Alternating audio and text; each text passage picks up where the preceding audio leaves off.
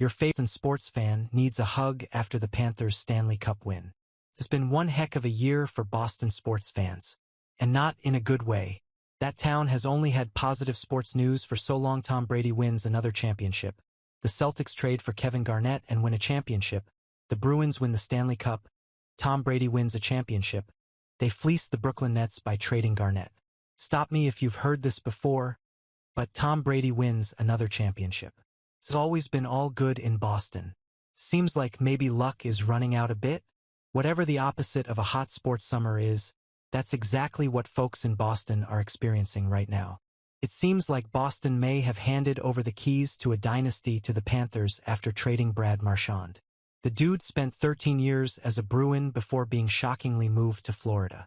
It broke hearts in Boston everywhere. Ultimately, it was for the best. The Bruins stunk. Now, Marchand is a champ. Surely he's happy. But, man, these last 4 months have been rough in Boston, starting with the Marchand trade.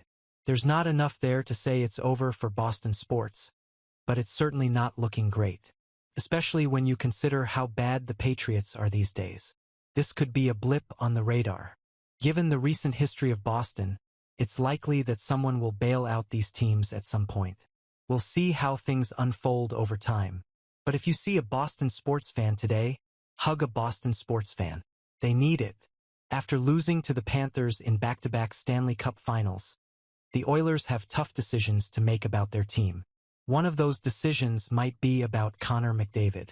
Charles Curtis gives us 4 reasons it might be time for the Oilers to trade him. He makes the argument that a change of scenery might just be necessary. Sometimes that's just how it goes. It's hard to imagine a world where the Oilers are ready to move on from McDavid. Regardless of the back-to-back cup losses, he's still generally regarded as the best player in the NHL. Being the team to move on from him would be a tough pill to swallow. But he'll be a free agent next offseason. If the Oilers don't get it together, we could see a situation where he walks and Edmonton doesn't get anything in return for him. Surely they don't want that. Things are not great in Edmonton. Not great at all.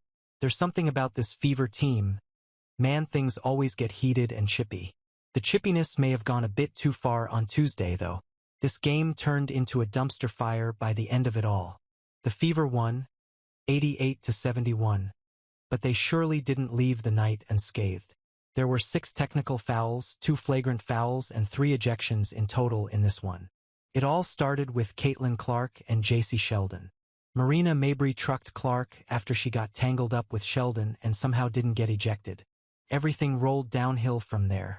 Stephanie White made the point that, once things got out of hand early, the officials never figured out how to reel the game back in. This is what happens. This is what happens. You've got competitive women who are the best in the world at what they do. And when you allow them to be physical and you allow these things to happen, they're going to compete, White said. And they're going to have their teammates' backs. It's exactly what you'd expect. I started talking to the officials in the first quarter. We knew this was going to happen. You could tell this was going to happen. They've got to get control of it. They've got to be better. She's absolutely right. The officiating needed to be better. The initial incident should have resulted in a Mabrey ejection. Would that have solved everything? Maybe not. But, at the very least, the initial incident was nipped in the bud and the tone was set. Now, here we are, talking about ejections and confrontations again instead of talking about basketball. This can't keep happening. Talking about ejections and confrontations again instead of talking about basketball. This can't keep happening.